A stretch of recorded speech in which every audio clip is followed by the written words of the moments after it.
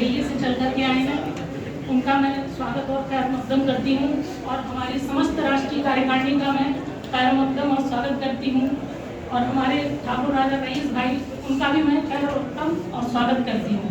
और मैं इजाज़त चाहूँगी सम्मानित मंच से कि मैं कुछ अपनी चंद बातें पेश कर सकूँ वक्त बिल्कुल लेकर के। देश के प्रधानमंत्री जी ने जो विचार किया है वो बहुत ही अच्छा विचार है। अगर हम उसको कायदे से सोचें तो वो हमारे फेवर में है, हमारे हित में है, क्योंकि वक्फ संपत्तियां जितनी भी हैं उनमें हम अपने बुजुर्गों को दफन करने के अलावा और कोई फायदा नहीं ले पाते। कायदे से देखा जाए तो तमाम वक्फ संपत्तियों पे कोई ऐसा काम नहीं होता है जो समाज में किसी भी सामाजिक जरूरत को पूरा किया जा सके। अगर वक्फ संपत्तियों पे हॉस्पिटल, स्कूल और विद्यालय वगैरह हो जाए तो इसमें हम सबका भला होगा, सभी के काम आएगा। और ज्यादातर समाज में ये भी देखा जाता है कि वक्फ संपत्तियों की आड़ में लोग ठेकेदारी जो करते हैं वो समाज में भी जिनकी खुद की संपत्ति होती है उसको भी वक्फ में ही इंक्लूड करके उन लोगों को भी परेशान करते हैं। ये भी एक बहुत बड़ा विषय है जो लखनऊ में खास करके देखा जाता है।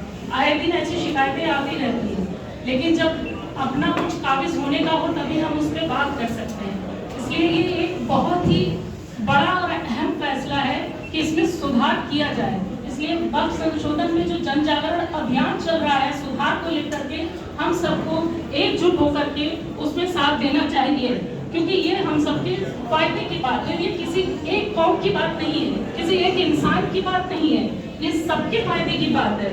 इसमें हम सभी का भला करेंगे, क्योंकि पहला वक्त जो हुआ था ये मसला जो है वो मजहबी पहला वक्त करबला में हुआ था जो इमाम हुसैन रज़ियल्लाहु ताला अन्हु ने किया। तो ये कौम के फायदे के लिए, चाहे वो कौम में कोई किसी भी तरह का इंसान हो आप उसकी मदद करिए। और वक्त जो किया जाता है वो हमेशा जो लोग ईमानदार होते हैं उनको किया जाता है कि वो उसकी अच्छे से हिफाजत कर सकेंगे। अब अगर हम नंगे भूखों को बिठा देंगे तो वो क्या करेंगे? वो सिर्फ चोर बाजारी करेंगे, अपना पेट भरेंगे, कभी दूसरे के बारे में सोचेंगे नहीं।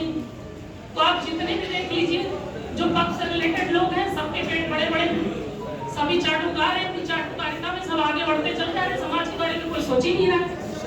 सबके सोचना चाहिए, अच्छा और अहम फैसला है, इस पे आप विचार करिए, ना कि आप त्राहिमाम करते रहिए। पूरे भारतवर्ष में आपने हाहाकार मचा रखी। मुर्शिदाबाद में जो आप लोग कर रहे हैं शर्म आनी चाहिए कि चुल्लू और पानी में डूब मरिए। अगर कोई बात है तो आप हुकूमत को बाकायदा पत्र के साथ लिखिए, वो आपकी बात पे विचार करेंगे, देखेंगे, सोचेंगे, समझेंगे। ऐसा नहीं कि नहीं सोचेंगे, क्योंकि हुकूमत अंधी गूंगी या बहरी नहीं है, वो आपकी बात को समझेगी। लेकिन ये गलती हमारी है, हम घरों से निकल के दंगे फसाद करेंगे, हिंदू मुस्लिम के नाम पे अगर हम झगड़ा फसाद करेंगे तो चुल्लू और पानी में डूब करना चाहिए। ये हमारे हिंदुस्तान की तहजीब नहीं है, ना हमारी ये संस्कृति है। इसलिए मेरी गुजारिश है तमाम देशवासियों से कि आप भारत को फिर से 1947 या जलियांवाला बाग मत बनाइए। कृपया करके आप सब लोग इन सब परेशानियों को और हवा देने का काम मत करिए। मैं अपनी बात को और आगे बढ़ाते हुए एक शेर सुनाना चाहूंगी चाटुकार लोगों के लिए। जो सीढ़ियां उन्हें मुबारक जिन्हें छत तक जाना है, सीढ़ियां उन्हें मुबारक जिन्हें छत तक जाना है, मेरी मंजिल आसमां है, हम अपने रास्ते खुद बना लेंगे। तो हमें डर नहीं है किसी का भी और न कोई खौफ है, चाहे वो कोई भी आ जाए सामने। जहाँ पे बात इंसानियत की आएगी और कत्लो गारत की आएगी तो हम सब एकजुट हैं, एक साथ हैं। ना यहाँ कोई धर्म है, ना जात है, ना पंथ है, उससे पहले हम हिंदुस्तानी और इंसान हैं। इस पे हमें गौर करना चाहिए।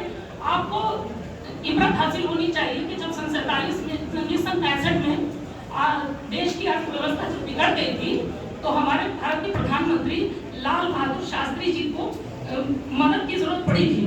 तो हैदराबाद के अपने जो नवाब मीर अली उस्मान साहब हैं, उन्होंने 5 टन सोना दिया था देश की अर्थव्यवस्था में मदद के लिए। तो उनसे कुछ इबरत हासिल करिए, बैठ के इस मसले को सुलझाइए, ज्यादा उत्पात मत मचाइए, क्योंकि उत्पात मचाने में सिर्फ नुकसान है, अपना भी और आवाम का भी और देश का भी पूरी तरीके से।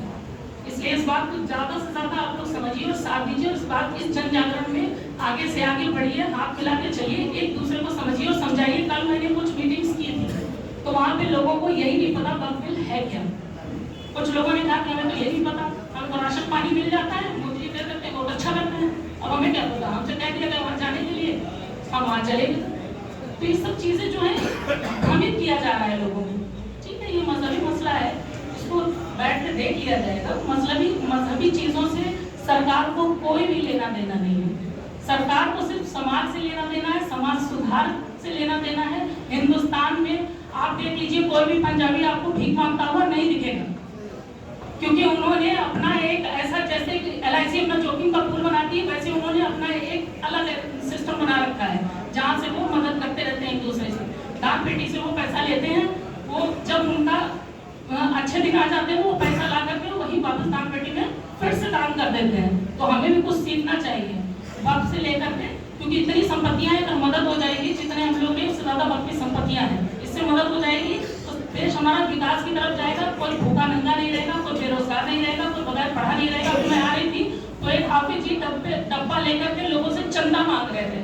उनकी उम्र कम से कम 75 साल से ऊपर थी। रास्ते में मुझे मिले थे, उनसे पूछा कि आप कहाँ जा रहे हैं, तो उन्होंने बताया कि हम चंदा इकट्ठा कर रहे हैं। कितना इकट्ठा कर रहे हैं? 10-10 रुपए इकट्ठा कर रहे थे। अब आप बताइए उनकी उम्र है 10-10 रुपए इकट्ठा करने की। कम से कम हमें अपने बुजुर्गों के बारे में, अपनी बहू बेटियों के बारे में सोचना चाहिए, अपने देश के बारे में सोचना चाहिए। ये भी मैं अपनी बात को खत्म करती हूँ। जय हिंद, जय भारत।